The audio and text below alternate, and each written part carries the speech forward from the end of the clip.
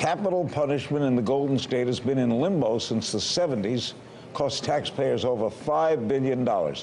After decades of litigation, voters say it's finally time to fix the broken system. Two opposing propositions have been presented to the voters. Outcome could go either way. RT's Brigida Santos has the details. For nearly 4 decades, condemned death row inmates in California have been waiting in limbo. Since the death penalty was reinstated in 1978, 1,039 convicted murderers have been sentenced to death. But so far, the state has only executed 13 people. Many other inmates have died from natural causes while in prison.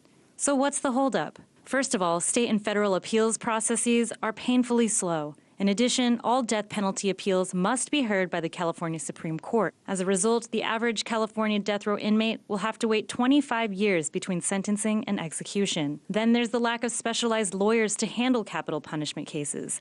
And on top of that, there's the ongoing legal debate over whether the state's lethal injection protocol is constitutional or effective. No one has been executed in California since 2006, when one lethal injection was botched. Since then, executions have been placed on hold. California now houses more death row inmates than any other state in the nation. Behind me, just inside of the men's central jail, many suspected murderers are currently awaiting trial. From here, if they are convicted and sentenced to death, they will be transferred to San Quentin State Prison, California's only death row facility for men.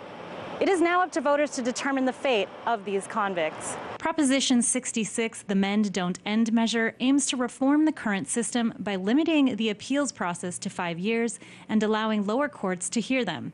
It will make more qualified attorneys available, speed up the execution process, and allow death row inmates to be housed in other state prisons. The law right now makes it virtually impossible to execute a murderer.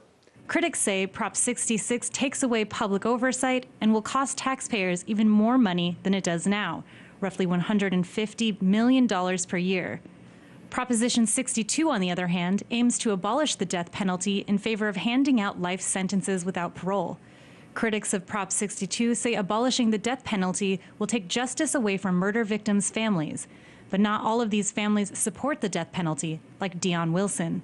In 2005, Wilson's husband, a San Leandro police officer, was shot and killed in the line of duty. I don't believe that the death penalty keeps any of the promises that it gives to our society. We're told that it's supposed to deter crime, that it's cheaper than life without parole, that it increases public safety, and none of those things are true. Everyone I interviewed on the street was in favor of Prop 62. I do not believe in the death penalty. I believe it's actually a really big burden on the system. There definitely needs to be some form of punishment for, I guess, capital offenses, but I guess death shouldn't really be that punishment. I believe it is cruel and unusual punishment to do such to any individual.